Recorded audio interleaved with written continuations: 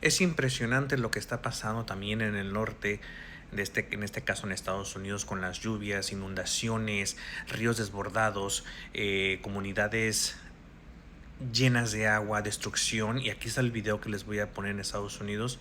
Y bueno, si otros los pianistas empiezan a cubrir eso, van a decir que es culpa de la gobernadora o del presidente o que no se hizo nada, como lo están haciendo en Veracruz, como lo están haciendo ya en Hidalgo, los pianistas. No nos dejemos engañar, son cosas de la naturaleza y es cuando tenemos que estar unidos para ayudar a las personas que están siendo afectadas y no echar culpas. En videos impresionantes.